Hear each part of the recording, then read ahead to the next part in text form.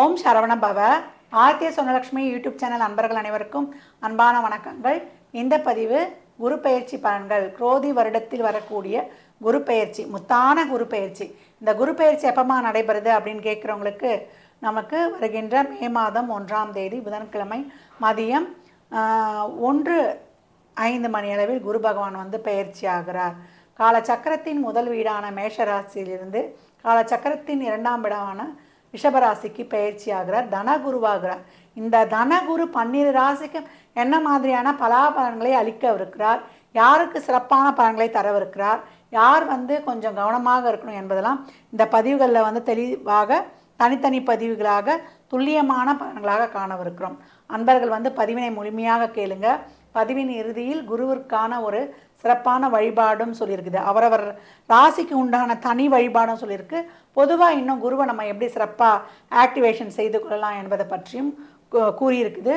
அதை கேட்டு உங்களுடைய வாழ்நாளில் பயன்படுத்தி சிறப்பான பலனை பெற்று வாழ்வில் வெற்றி அடையலாம். ரிஷப ராசி அப்படின்னு சொல்லலாம். இந்த இடத்தில் காணப்படக்கூடிய நட்சத்திரங்கள் பார்த்தீங்கன்னா கார்த்திகை 2, 3, 4, ரோகிணி 4 பாதங்கள், நமக்கு மிருகசீரிஷம் 2 பாதங்கள். ரிஷபராசிக்கு ஏற்கனவே நிறைய நல்ல பலன்கள் நடக்கும்னு சொல்லியிருக்கிறேன். சென்ற காலகட்டங்கள்லாம் விரைய குருவாக இருந்து நிறைய அப்ஸ் அண்ட் டவுன்ஸ் பார்த்துட்டோமா. ஒரு வருமானம் என்றது இல்லை, நிறைய மன உளைச்சல், 11 ராகு வந்தும் கூட எங்களுக்கு சிறப்பான நன்மைகள் இல்லை, ஒரு லாபம் இல்லை அப்படின்னு ஒரு மனக்கவலை. 10 ஏற்கனவே சனி நல்ல பலம் பெற்று அமர்ந்திருந்தாலும் கூட ஒரு நன்மை இல்லை. சரி, எங்களுக்கு இவர் பகை கிரகம் ஆச்சே சுக்கிரனுக்கு, குரு நன்மை செய்வாரா என்ற ஒரு பெரிய கேள்வி தொக்கு நிற்குது. அந்த வீடு நட்பு வீடு. ஏன்னா தனுசில் சுக்கிரன் நட்பு, மீனத்தில் சுக்கிரன் உச்சம் அடைவார். அதனால் வீடு நட்பு வீடு அவருக்கு. அப்போ நல்ல பலன்கள் தான் உங்களுக்கு தரப்போகிறார். ராசியில் வரும்போது என்ன சொல்ல போகிறாருன்னா, நீ கஷ்டப்பட்டு உழைத்து முன்னுக்கு வா, நீ உன் தனித்திறமையை நிரூபிக்கக்கூடிய காலகட்டம் அப்படின்னு சொல்கிறார். அப்போ இந்த காலகட்டம் அவர் 8-11க்குரியவர் ஆயிற்றா. அதனால் நிறைய வலி வேதனை போராட்டங்கள் இதையெல்லாம் கடந்து வந்தவர்களுக்கு இப்போ ஒரு அருமையான காலகட்டம். நேராக தன்னுடைய 5ஆம் பார்வையால் 5ஆம் இடத்தை பார்ப்பார், 7ஆம் பார்வையால் 7ஆம் இடத்தை பார்ப்பார், 9 என்ற பார்வையால் 9ஆம் இடத்தை பார்க்குறாரு. முத்தான பலன்கள் அப்படின்னு சொல்லலாம். 5 பார்வையால் என்ன ஆகும், நமக்கு பூர்வ புண்ணிய பலன் முழுதாக கிடைக்கும். இந்த காலகட்டம் இந்த பூர்வ புண்ணிய பலன் நம்ம செய்த பாவ வினைகள் கேட்டாற்போல் தான் நம்முடைய வாழ்வின் உயர்வு இருக்கும் அப்படின்னு சொல்லலாம். அப்போ இது வரைக்கும் ஒரு பூஜா பலன் பண்ணால் 1 ரூபாய்க்கு கற்பூரம் வாங்கி ஏற்றிருந்தால் கூட அதற்கான பலன்கள்லாம் நம்ம நினைக்கிறோம், இறை வழிபாடுலாம் செஞ்ச உடனே நடக்கலையே அப்படின்னு சொல்லிட்டு. உடனே நடக்காது. அதற்கான காலங்கள் வரும்பொழுது, நம்ம தசா புத்திகள் நடக்கும்பொழுது, இந்த மாதிரி கோச்சாரத்தில் குருவின் பார்வை கிடைக்கும் பொழுது அந்த பலன்களை முழுமையாக சிதறாமல் பெற்றுக்கொள்ளலாம். அப்போ குழந்தை பாக்கியம், ஒரு பதவி, 5ஆம் இடம் தான் பதவியை குறிக்கக்கூடிய இடம். பதவி, பேர், புகழ், அங்கீகாரம் இதெல்லாம் உங்களுக்கு கிடைக்கும். அதே போல் தொழிலில் உங்களுக்கு ஒரு கௌரவம். இது வரைக்கும் எனக்கு தொழிலில் பேர் கிடையாது, மற்றவங்க தட்டிட்டு போயிட்டாங்க அப்படின்னு சொன்னதெல்லாம் போய் இந்த தொழிலை உங்களை விட்டால் வேறு யாரும் கிடையாதுன்னு சொல்கிற அளவுக்கு உங்களுக்கு சிறப்பான தொழிலில் ஒரு அங்கீகாரம். ஏன்னா 7ஆம் இடத்தை பார்க்குறாரு. அது தொழிலுக்கு 10க்கு 10ஆம் இடம். அதனால் தொழிலில் நல்ல ஒரு முன்னேற்றமும் அபிவிருத்தியும் ரொம்ப சிறப்பாக இருக்கும். அதே போல் பூர்வீக சொத்துக்கள் கிடைக்கப்பெறுவது, பூர்வீகத்தில் இந்த பிரச்சனைகள் நீங்கி அந்த பத்திரங்கள் கிடைக்கப்பெறுவது, குலதெய்வ வழிபாடு செய்யப்படுவது, குலதெய்வத்தின் அருள் உங்களுக்கு பூர்ணமாக கிடைப்பது. அதே போல் பாக்கியம் நிச்சயம் உண்டு. தந்தையால் அனுகூலம், தந்தை சொல்பவருக்கு ஆதாயம், தந்தை சொத்துக்கள் உங்களுக்கு அனுகூலமாக இருப்பது, உங்களால் தந்தைக்கும் தந்தையால் உங்களுக்கும், பிள்ளையாலும் தந்தையாலும் அவ்வளோ ஒரு நல்ல இணக்கங்கள் ஏற்படுவது. அதே நீண்ட தூர ஒரு பயணங்கள், தல யாத்திரைகள் இதெல்லாம் ரொம்ப சிறப்பாக இருப்பது. பூர்வ புண்ணியமும் பாக்கியமும் இந்த காலகட்டங்களில் சிதறாமல் பெற்றுக்கொள்ள போகிறீங்க. குடும்ப உறவுகளில் இருந்த இந்த ஊழலெல்லாம் தீர்ந்து கூடலாக மாறக்கூடும். கணவன் மனைவி ஒற்றுமை மேலோங்கும், இல்லறம் தித்திக்கும். அதே போல் பெண்கள்லாம் புகுந்த வீட்டில் நல்ல பேர் எடுப்பீங்க. ஆடை ஆபரணம், அத்தியாவசிய பொருள் சேர்க்கை, நல்ல தடைப்பட்ட திருமணம் நடைபெறுவது, மனதிற்கு பிடித்த திருமணம், அது இனமானது மொழி தாண்டி கிடைப்பது, பெற்றோருடைய ஆசை என்னுடைய கருணை உங்களுக்கு கிடைப்பது, பாக்கியங்கள் உண்டு அப்படின்னு சொல்லியாச்சு. குழந்தைக்காக ரொம்ப நாள் தடைபட்டிருக்குதுன்றவங்களுக்கு இயற்கையாகவே குழந்தை பிறக்கும் இறைவன் கருணையால். வைத்தியங்கள்லாம் பண்ணலை, ஒரு செயற்கை கருத்தரிப்புக்கலாம்னீங்கன்னா இப்போ அந்த காலகட்டம் கை கொடுப்பது, அனைத்தும் அருமை அப்படின்னு சொல்லலாம். ரிஷபம் இந்த காலகட்டம் அனைத்து விதமான நற்பலன்களையும் பெற்றுக்கொள்ளலாம். என்ன அந்த தேவையில்லாத சிந்தனைகள் வரும், அதை மட்டும் தடுத்துக்கொள்ளணும். முதலீடுகளை கவனமாக பார்த்து செய்து கொள்ளணும். வரவு செலவுகளை திட்டமிட்டு செய்து கொள்ளணும். உடல் ஆரோக்கியத்தில் கொஞ்சம் கூடுதல் கவனம் எடுத்துக்கொள்ளுங்கள். மற்றபடி அனைத்தும் பெரிய பலன்களே. உங்களுக்கு அருமையான அற்புதமான வாய்ப்புகள் உங்களை தேடி வரும் அப்படின்னு சொல்லியாச்சு. பாக்கியமும் பூர்வ புண்ணியமும் தடையில்லாமல் கிடைக்கும் பொழுது நம்மளை போல் மனதுக்கு நிறைவும் பொருளாதார வருவாயும் இருக்கும்பொழுது அவங்கள விட ஒரு அதிர்ஷ்டசாலியார். இப்பொழுது ரிஷபராசிக்கு அமோகமான காலம். உங்களுடைய கிரகங்களும் தசாபுத்திகளும் சிறப்பாக இருக்கும் பொழுது இந்த பலன்களை இரட்டிப்பாக பெற்றுக்கொள்வீர்கள். ரிஷபராசி லக்னக்காரர்கள் இன்னும் இந்த பலன்களை அதிகப்படுத்தி கொள்வதற்கு வழிபட வேண்டிய தெய்வம் யாருன்னு கேட்டிங்கன்னா, உங்களுக்கு வள்ளலாகிய முருகப்பெருமானை வழிபடணும். தம்பதி சமேதராக இருக்கக்கூடிய முருகப்பெருமான். அதே போல் திருப்புகளை தினந்தோறும் படித்து வரும்பொழுது மிடிப்பினி பகமே ஜெயித்தடலாம். சுவாமிமலை முருகனை வழிபடும் பொழுது உங்களுக்கு அபரிமிதமான பலன்கள் நடைபெறும். அப்படி இல்லைன்னா இல்லத்திற்கு அருகில் இருக்கக்கூடிய ஆலயங்களுக்கு சென்று முருகனை வழிபடுவதும், அதே போல் கஞ்சனூர் சென்று வாய்ப்பு இருக்கும்போது வழிபட்டு வரும்பொழுது உங்களுக்கு அபரிமிதமான பலன்கள் தரும்.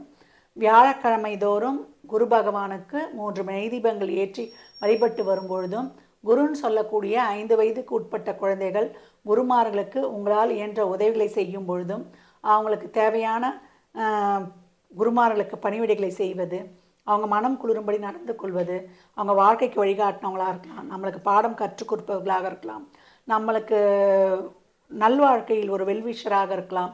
அவர்களை சந்தித்து அவங்கக்கிட்ட நம்ம பிளெஸ்ஸிங்ஸ் பெற்றுக்கொள்ளும் பொழுது, பெரியவர்கள்கிட்ட பிளெஸ்ஸிங்ஸ் பெற்றுக்கொள்ளும் பொழுது ரொம்ப சிறப்பாகவே இருக்கும். ரிஷபம் நிறைய தான தர்மம் பண்ணணும். எவ்வளோக்கு எவ்வளோ அன்னதானம், அதே போல் நீர், நம்ம மோர் நீர் இதெல்லாம் நிறைய தானம் கொடுக்கலாம். பண்ண உங்களுக்கு ரொம்ப சிறப்பாக இருக்கும். நிறைய இறைவனுடைய நாமாவளிகள் சுப்பிரமணிய புஜங்கத்தை கேட்டுக்கொண்டு வரும்பொழுது உங்களுக்கு அபரிமிதமான பலன்கள் நிறைய நடைபெறும். எத்தகைய தொழிலில் இருப்பவர்களும் வாழ்வில் அடிமட்டத்தில் இருப்பவர்களுக்கு கூட இந்த காலகட்டம் அருமையான பலன்கள் நடைபெறும் அப்படின்னு சொல்லியாச்சு. ரிஷபராசி லக்னக்கார அன்பர்கள் வாழ்நாள் முழுவதும் சிறப்பான பலனை அடைவதற்கு என் மனமார்ந்த வாழ்த்துக்களை தெரிவித்துக் கொள்கிறேன். இந்த குருவானவர் உங்கள் ஜாதகத்தில் எப்படி இருக்கிறாரு, உங்களுக்கு என்ன பலன்களை கொடுக்கறதுக்கு அவர் தயாராக இருக்கிறாரு, உங்களுக்கு உறவுகள் சார்ந்து அவர் செயல்பட போகிறாரா, இல்லை பொருளாதாரம் சார்ந்து செயல்பட போகிறாரா, அவர் என்ன மாதிரி உங்களுக்கு பலன்களை அழுக்க இருக்கிறார் என்பதெல்லாம் உங்கள் சுய ஜாதகத்தை ஆய்வு செய்வதன் மூலம் மட்டுமே நாம் தெளிவாக அறிந்து கொள்ள முடியும். ரிஷபராசி லக்னக்காரர்கள் இந்த தனகுருவால் அதிகப்படியான பலன்களை பெறப்போகிறவர்கள் என்றால் அது சிறிதளவும் ஐயமில்லை. மற்றும் ஒரு சிறப்பான பதிவில் சந்திக்கும் வரை தங்களிடமிருந்து விடைபெற்றுக் கொள்வது ஆதித்ய சோனலட்சுமி. மிக்க நன்றிகள். வாழ்க வளமுடன். நற்பவி நற்செழி. இறையருளால் அனைத்தும் நிறைவாகட்டும். 12 ராசிக்காரர்களுக்கும் இந்த குரு பயிற்சியில் நீங்கள் செய்யக்கூடிய வழிபாடு என்னன்னு கேட்டிங்கன்னா, குருனாலே குழந்தைகள் தான். 5 வயதுக்கு உட்பட்ட குழந்தைகளுக்கு நம்மளால் இயன்ற உதவிகளை செய்யலாம். அவங்களுக்கு படிக்கிறதுக்கு, அதே போல் புக்ஸ் வாங்கிக்கிறதுக்கு, அவங்களுக்கு சீருடை வாங்கிக்கிறதுக்கு, அவங்களுக்கு ஒரு அன்னதானம் கொடுக்கறதுக்கு, இந்த மாதிரி எவ்வளோ ஒரு ஆதரவற்ற குழந்தைங்களுக்கு நிறைய உதவிகள் செய்யலாம்.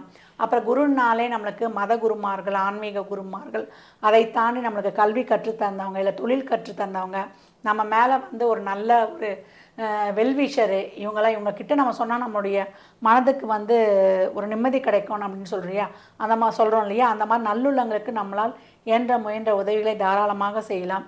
பசுவுக்கு நிறைய பசு வளர்ப்புக்கு நிறைய நம்ம உதவி பண்ணலாம். குருனாலே ஜீவன் தான்.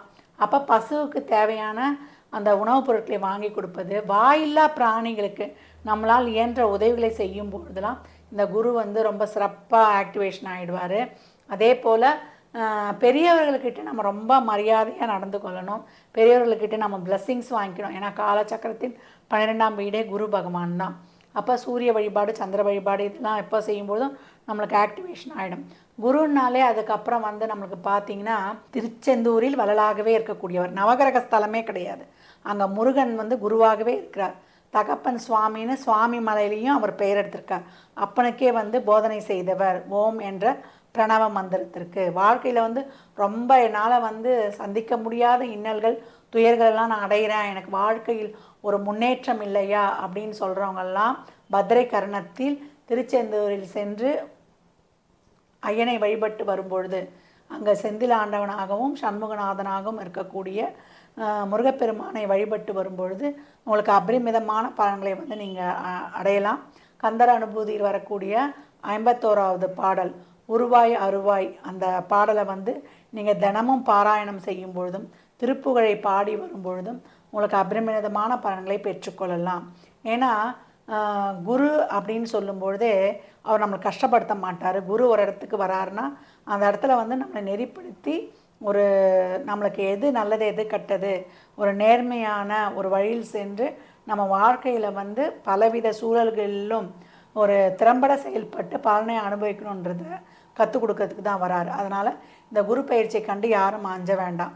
எங்களால் வந்து நீங்கள் சொல்கிற மாதிரி இந்த இடங்களுக்கெல்லாம் செல்ல முடியாது, ஆலங்குடி, திட்டை, இதுக்கெல்லாம் தாராளமாக செல்லலாம். பழமையான சிவ ஆலயங்களுக்கு சென்று அங்கே இருக்கக்கூடிய தட்சிணாமூர்த்தி குரு பகவானை வழிபடலாம். இந்த மாதிரிலாம் செல்ல முடியாதுமா அப்படின்றவங்க வியாழந்தோறும் அருகில் இருக்கக்கூடிய நம்ம குருவை வழிபடுவதும் கொண்டக்கடலையை பிரசாதமாக செய்து கொடுப்பதும் 3 நெய் தீபங்கள் மஞ்சள் மலர்களால் அர்ச்சனை பண்ணலாம். அப்படி இல்லை நம்மளுக்கு முல்லை மலர்களால் அர்ச்சனை பண்ணலாம். ஒரு குருமாருடைய வழிபாடு வைத்து கொள்ளலாம். ஆன்மீக குருமார்கள், அதே போல் சித்தர் ஜீவசமாதி வழிபாடு, பாபா, நம்ம யார் யாரெல்லாம் நம்ம ஆறாக்கு கனெக்டிவிட்டி ஆகுது நம்மளுக்கே தெரிஞ்சிடும். ஒரு தெய்வத்தை வந்து நம்ம நம்பிக்கையோடு வழிபடும் பொழுது அது வந்து நம்ம வந்து உபாசனை தெய்வமாக ஆகிடும். அப்போ அந்த உபாசனை தெய்வம் எப்படி நம்மளுக்கு செயல்படுதுன்னா அந்த தெய்வத்தின் பெயர் இருப்பவர்கள் நம்மளோட கனெக்டிவிட்டி ஆகிடுவார்கள். இப்போ முருகரை வணங்குறோம் அப்படின்னா முருகன் பேர் இருக்கிறவங்களாம் நம்மளோட தொடர்பில் இருப்பாங்க. அவங்களால நம்மளுக்கு வந்து நன்மைகள் நடக்கும். இப்போ லக்ஷ்மி தேவி நம்மளுக்கு உபாசனையாக இருக்கா, அந்த அம்மாவை நம்மளுக்கு பிடித்த தெய்வமாக இருக்கான்னு அவளை நம்ம மனதார வழிபட்டு கொண்டு வரும்பொழுது அந்த லக்ஷ்மி பெயர்ன்ற இருக்கிறவங்க நம்மளுக்கு உதவியாக வருவாங்க. இப்படி தான் நம்பிக்கையோடு இறைவனை வழிபடுவதற்கு உள்ளன்பு, மெய்யன்பு, பக்தியுடன் வழிபடும் பொழுது இறை நாமங்கள்லாம் இறைவனை நம்மளுக்கு வந்து துணை புரியும். ஒவ்வொரு கிரகப்பெயர்ச்சி நடைபெறும் பொழுதும் குலதெய்வத்தை முதல்ல வழிபடணும். குலதெய்வத்தை வழிபடும் பொழுதும் முன்னோர்களை வழிபடும் பொழுதும் நீத்தார் கடமையை முறையாக செய்யும் பொழுதும் இந்த நவகிரகங்கள் நமக்கு சிறப்பாக செயல்படும். கோள்கள் நம்மளுக்கு சிறப்பாக செயல்படணும்னா இதுதான். அதே போல் சூரியனும் சந்திரனையும் ஒளி கிரகங்களையும் வழிபடணும். ஏன்னா சூரியனை முதல்ல வழிபட்டாலே நம்மளுக்கு பூர்வ புண்ணியம் சிறப்பாக ஆக்டிவேட் ஆகிடும். இந்த பூர்வ புண்ணியம் சிறப்பாக ஆக்டிவேட் ஆகிட்டாலே நம்மளுடைய புண்ணியங்கள் நம்மளுக்கு சிறப்பாக செயல்பட்டு வாழ்வில் அபரிமிதமான பலன்களை பெற்றுக்கொள்ளலாம். ஜாதகம் பார்க்க விரும்பும் அன்பர்கள் இந்த எண்ணிற்கு ஒரு மெசேஜ் செய்யுங்க. தங்களுக்கான விவரங்கள் அளிக்கப்படும். அப்பாயின்மெண்ட் பெற்றுக்கொள்ளலாம். ஜாதகம் சிறந்த முறையில் கணித்து பார்த்து தரப்படும். வாஸ்துப்படி வீடு கட்ட பிளான்கள் போட்டு தரப்படும். வாஸ்து பார்த்து தரப்படும். எண்ணியல் படி பிறந்த குழந்தைகளுக்கு பெயர் வைத்து தரப்படும். தொழிற்சாலை நிறுவனங்களுக்கும் பெயர் வைத்து உங்கள் வாழ்வை வளமாக்கி கொள்ளலாம். சுப முகூர்த்த நாட்கள் குறித்து தரப்படும். அவரவர் சேவைக்குண்டான கட்டணத்தை செலுத்தி சிறப்பான சேவைகளை பெற்று வாழ்வை வளமாக்கி கொள்ளலாம். மற்றும் ஒரு சிறப்பான பதிவில் சந்திக்கும் வரை தங்களிடமிருந்து விடைபெற்றுக் கொள்வது ஆதித்ய சோனலக்ஷ்மி. மிக்க நன்றிகள். வாழ்க வளமுடன். நற்பவி நற்செழி. இறையருளால் அனைத்தும் நிறைவாகட்டும்.